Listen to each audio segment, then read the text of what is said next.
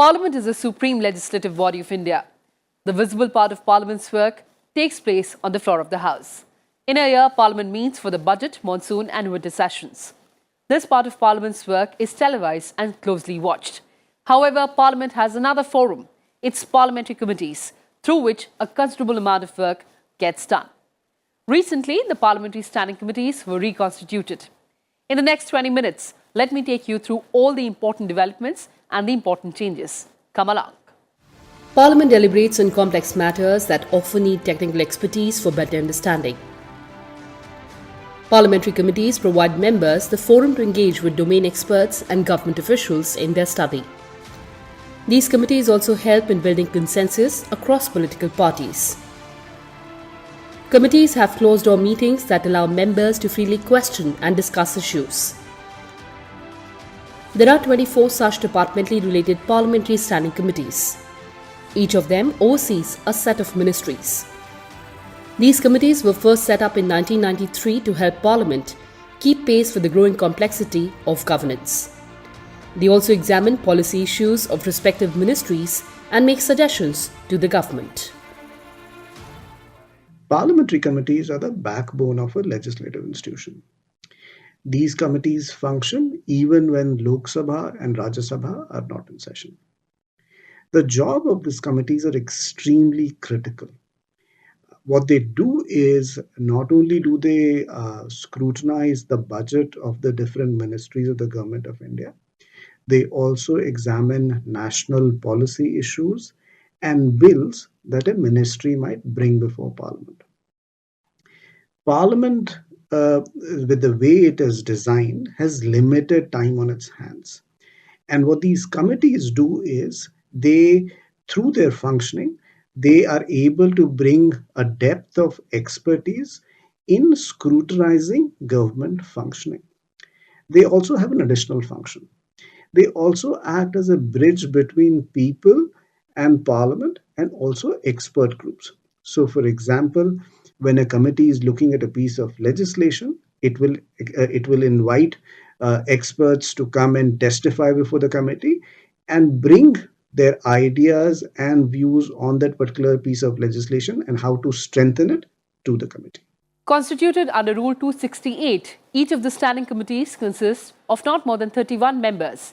10 of these members are nominated by the chairman from the Rajya Sabha and 21 members are nominated by the Speaker from the Lok Sabha. 8 committees are serviced by the Rajya Sabha and 16 are serviced by the Lok Sabha. Each standing committee has to consider and report on the demands for grants of the related ministries or departments. The committees examine bills pertaining to related ministries or departments referred to the committee by the chairman or the Speaker. These panels also consider annual reports of the ministries and departments. Besides this, they also consider national basic long-term policy documents presented to the House, if referred to the committee by the chairman or the Speaker. Parliament is the embodiment of the people's will, and parliamentary committees are an instrument of Parliament for its own effective functioning. The department-related parliamentary standing committees have been reconstituted with effect from 13 September 2022. Pratap Rao Jadhav has been appointed as the chairman of the Committee on Communications and Information Technology.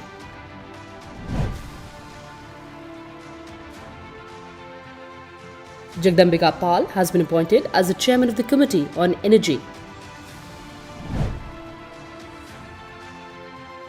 Lok Chatterjee has been appointed as the chairperson of the Committee on Food, Consumer Affairs and Public Distribution.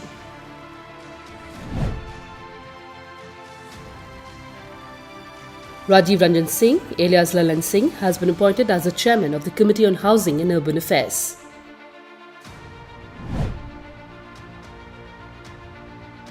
Kanimoy Karunanidhi has been appointed as the chairperson of the Committee on Rural Development and Panchayati Raj.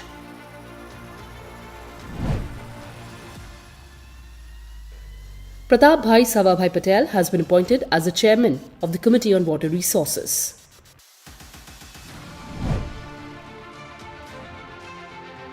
Vivek Thakur has been appointed as the chairman of the Committee on Education, Women, Children, Youth and Sports.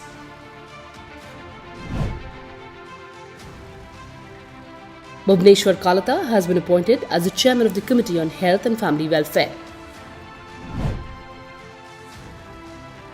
Brijlal has been appointed as the chairman of the Committee on Home Affairs. Tiruchi Siva has been appointed as the chairman of the Committee on Industry. V. Vijay Sai Reddy has been appointed as the chairman of the Committee on Transport, Tourism and Culture. All other existing chairpersons or chairmen were retained.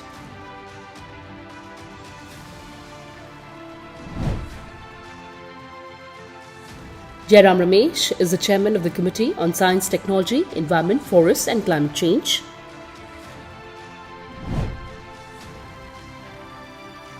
Sushil Kumar Modi is the chairman of the Committee on Personnel, Public Grievances, Law and Justice.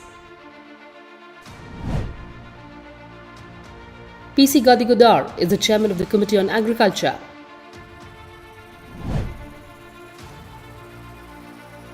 Rakesh Singh is the chairman of the Committee on Coal and Steel. Jual Ram is the chairman of the Committee on Defence. P.P. Chaudhary is the chairman of the Committee on External Affairs. Jayant Sinha is the chairman of the Committee on Finance.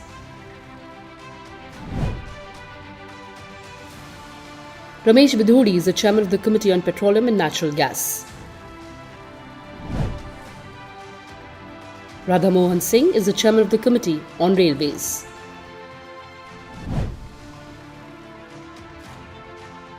Rama Devi is the chairperson of the Committee on Social Justice and Empowerment.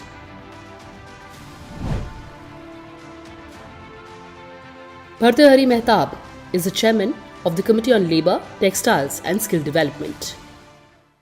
4 अक्टूबर 2022 को मुझे department related parliament standing committee on home affairs का chairman नियुक्त किया गया है। यह committee बहुत ही महत्वपूर्ण है। मैं चेयरमैन नियुक्त होने के पहले इस समिति में एक सदस्य के रूप में भी काम किया हूँ। मैं एक पूर्व आईपीएस अधिकारी हूं और 37.5 वर्ष का मुझे पुलिस के कार्यों का अनुभव है। होम से संबंधित जो मसले इस समिति के विचारण हेतु आएंगे, एक पूर्व पुलिस अधिकारी का फील्ड का अनुभव रहने के कारण मुझे उसको काम करने में काफ़ी सहूलियत होगी। मैं हमारे जितने भी सदस्य हैं, चाहे किसी भी पार्टी के हों, उनका सहयोग मैंने उस कमेटी में रहते हुए देखा है। मुझे भी जितने भी 30 और सदस्य हैं, उनका भी मुझे सहयोग मिलता रहेगा और अपने अनुभव के आधार पर एक बहुत से अच्छा रिजल्ट देने में मैं सफल होऊंगा। First of all, I would like to thank the government and my leadership for having reposed this confidence in me and giving me this coveted responsibility as chairman of Parliamentary Standing Committee on Education, Women, Child Development, Youth and Sports Affairs. All 3 areas are very important and focal areas of this government, and as a committee I would like to take everybody on board and suggest all that the committee intends to suggest to the government for the betterment of the society. Definitely with a focus on the new education policy as far as education is concerned, the preparedness for it. On women and child development, we would also like to examine the implementation and other things related to various mega schemes that have been launched by the Government of India under the leadership of Honorable Prime Minister Shri Narendra Modi ji. So how are the members nominated to the respective committees? Well, the parties mutually agree and leaders are then asked to submit names of the members for consideration by the presiding officers by a specific date. In suggesting names, leaders generally keep in mind that as far as possible, a member doesn't serve in a committee for more than 2 terms in a row. So far as seats available to smaller groups, independents and unattached members are concerned, the presiding officers nominate members to the committees from among them. After receiving all the names, presiding officers approve nomination of members to various committees. The nominated members are notified in the Parliamentary Bulletin Part 2. They are also formally informed individually. Most committees are standing as their existence is uninterrupted and usually reconstituted on an annual basis. Some are select committees formed for a specific purpose, for instance, to deliberate on a particular bill. Most things in Parliament work on the basis of the strength of political parties in a particular house. So, for example, when there is a debate in Parliament, let's say on the President's address or on the budget or on a piece of legislation, time is divided between political parties based on the strength of political parties in the particular house. Political parties then have a choice of deciding as to which of their members do they want to give how much time to participate in the debate. What this does is that it ensures that in parliamentary functioning, the debate is representative of the diversity on the House. Now, similarly, in the functioning of parliamentary committees, the strength of a committee is based on the strength of a political party in Lok Sabha and Rajya Sabha. The 24 departmentally related standing committees have a representation, 2/3 representation from Lok Sabha and 1/3 representation from Rajya Sabha. And within the two houses, the representation of political parties is based on what is the size of the political party in that particular house. When the committee membership is to be decided, usually political parties give the names of their members of parliament that they would like to have on the different committees of parliament. And this they decide usually by asking their members as to the different areas that subject areas that they are interested in. Till the 13th Lok Sabha, each of these standing committees consisted of 45 members, 30 nominated by the Speaker from among the members of the Lok Sabha, and 15 members were nominated by the Chairman of the Rajya Sabha from among the members of the upper house. However, with the restructuring of these committees in July 2004, each of these committees consists of 31 members, 21 from the Lok Sabha and 10 from the Rajya Sabha. Seats on each committee are allocated to different parties and groups in both houses of Parliament as far as practicable in proportion to their respective strength in the House. Suitable number of seats on these committees are also allocated to independents and unattached members. Examination of the subject is done on various stages, that is, calling of preliminary material, calling for written replies, calling for memorandum from non-officials and evidence of the non-officials and officials.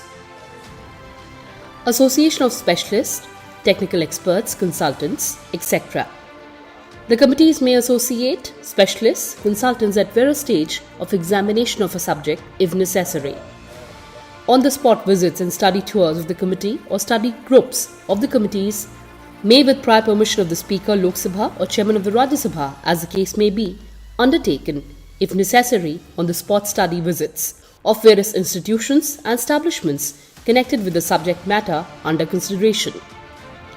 Reports and minutes and the conclusions of each of the committee on a subject examined are contained in the report, which, after its adoption by the respective committee and factual verification by the ministry concerned, is presented by the concerned chairperson or chairman to the respective houses. Minutes of the sittings of committees are laid on the table of the House along with the relevant reports. Report of the Standing Committee on Water Resources 2021-22 as listed against my name in the to-do list of business.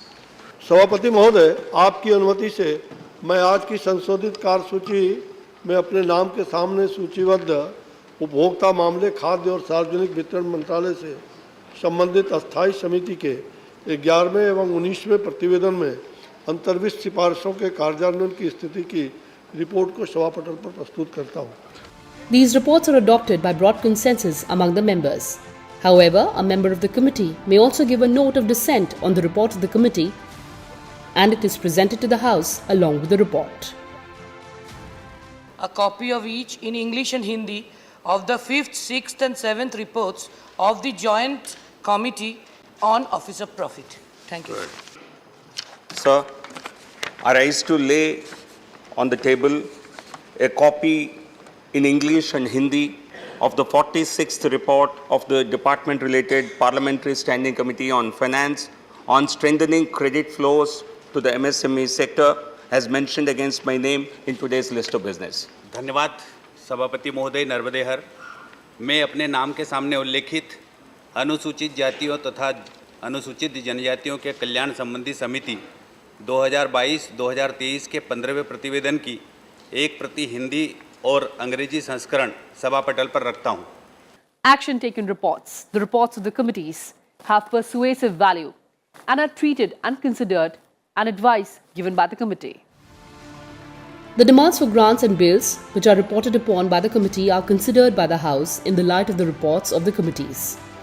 In respect of reports and demands for grants and other subjects, the ministries or the department concerned is required to take action on the recommendations and conclusions contained in the report and furnish action taken replies thereon within 3 months.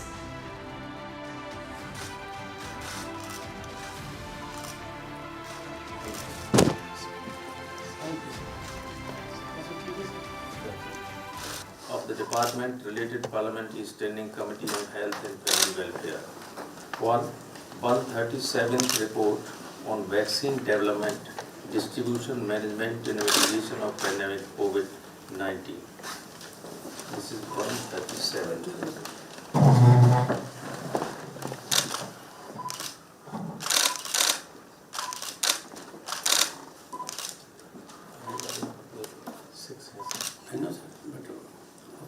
Great relevance. Yes. Action taken notes received from the ministries or departments are examined by the committee and action taken reports thereon are presented to the House.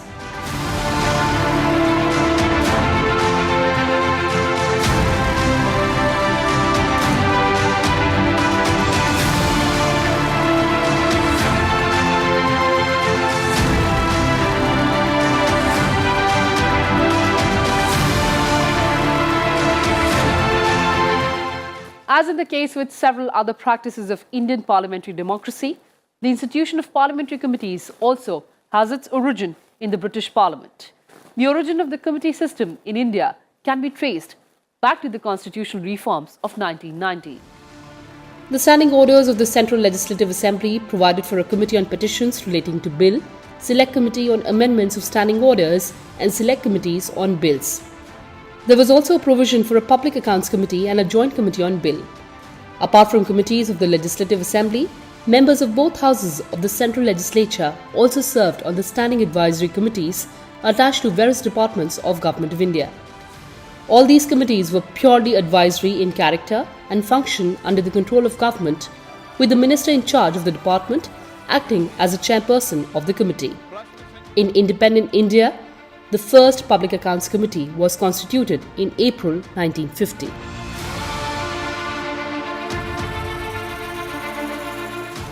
Well, these committees are smaller units of MPs from both houses across political parties, and they function throughout the year and act as mini parliament. Well, viewers, that's all I could pack for you in this edition. Thanks for watching and stay tuned to Sansad TV. Namaskar.